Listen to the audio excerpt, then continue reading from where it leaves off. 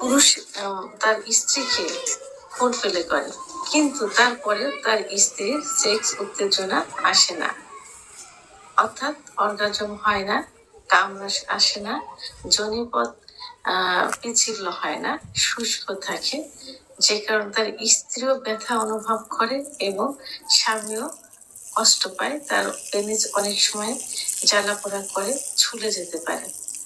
তো তো সেক্ষেত্রে স্বামী স্ত্রী উভয়েরই জানার একটা আগ্রহ থাকে যে তাদের সেক্স কোথায় থাকে। এবং আসলে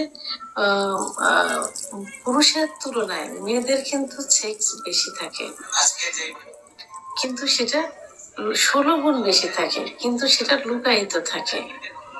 তো অনেক সময় দেখা যায় যে ফোরপ্লে করলে 10-15 মিনিটের ভিতরে স্ত্রীর কিন্তু সেক্স উত্তেজনা চলে আসে।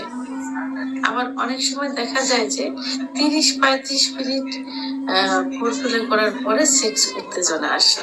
কিন্তু নর্মালি যদি মেয়েদের যৌন অক্ষমতা আসে, অর্থাৎ তাদের যে সেক্স হরমোন টেস্টোস্টেরন হরমোন কমে যায়, তাহলে কিন্তু সেক্স উত্তেজনা আসবে না। তারপরেও মেয়েদের খুব সেন্সিটিভ একটা জায়গা আছে, যে জায়গায় স্পর্শ করলে সঙ্গে সঙ্গে প্রায় সেক্স উত্তেজনা চলে আসে। তো সেক্ষেত্রে ফোরপ্লে করার কিছু কিছু পয়েন্ট আছে, যেমন ঠোঁট, ব্রেস্টের নিপিল, কপাল, কানের লতি, চুল, ঘাড় ইত্যাদি জায়গা। কিন্তু সব থেকে গুরুত্বপূর্ণ একটা জায়গা, এই জায়গাটা কিন্তু অনেক পুরুষ অনেক সময় ইউজ করে থাকে কিন্তু নাম জানে না, সেটা হলো মেয়েদের ক্লাইটোরিয়াস। এই ক্লাইটোরিসের অবস্থান কোথায়? ক্লাইটোরিসের অবস্থান হলো যেখানে মেয়েদের প্রসাবের নালী থাকে, ঠিক প্রসাবের নালীর ওখানে মটরের দানার মতো একটা অংশ থাকে, এই অংশটাকে ক্লাইটোরিয়াস বলে। তো এই ক্লাইটোরিয়াসের যদি ফোরপ্লে করার সময়, অর্থাৎ যৌন মিলনে যখন যাবে তার আগে যে স্ত্রীকে প্রস্তুতি করা, ফোরপ্লে করা, অর্থাৎ মেয়েদের বা স্ত্রী বিভিন্ন জায়গায় স্পর্শ করে, চুমন করে, মর্দন করে যে সেক্স নিয়ে আসা, ঠিক সেই মুহূর্তে যে স্ত্রী ক্লাইটোরিয়াসে যদি হাত দিয়ে স্পর্শ করা যায়, অনেক সময় যদি তার পুরুষাঙ্গ দ্বারা ঘর্ষণ দেওয়া যায়, অর্থাৎ যোনিপথ এবং ক্লাইটোরিয়াস ওখান থেকে যদি লাগাতার ভাবে ঘর্ষণ দেওয়া যায়, তাহলে কিন্তু তার সেক্স উত্তেজনা খুব দ্রুত, অর্থাৎ কয়েক সেকেন্ডের ভিতরে চলে আসবে।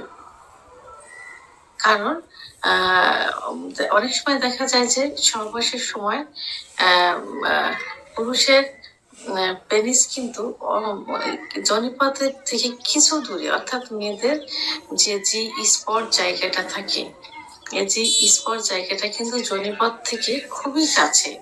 যদি পেটে মেয়ে হয় তাহলে সেক্ষেত্রে 1.5 থেকে 2 ইঞ্চির মধ্যে, আর যদি একটু লম্বা হয় তাহলে 2 থেকে 2.5 ইঞ্চির মধ্যে সীমাবদ্ধ থাকে। তো অনেক সময় সেখানে ঘর্ষণ থেকে দ্রুত বীর্যপাত হয়েছে, অর্গাজম আর বীর্যপাত কিন্তু আলাদা। ঠিক সেই মুহূর্তে যদি যোনিপথের মুখ থেকে ক্লাইটোরিয়াস লাগাতার ভাবে ঘর্ষণ দেওয়া যায়, খুব দ্রুত কিন্তু তার সেক্স উত্তেজনা আসবে, তখন তার অর্গাজম হবে। এভাবে কয়েকবার যদি দেওয়া যায় তাহলে কয়েকবার অর্গাজম হবে।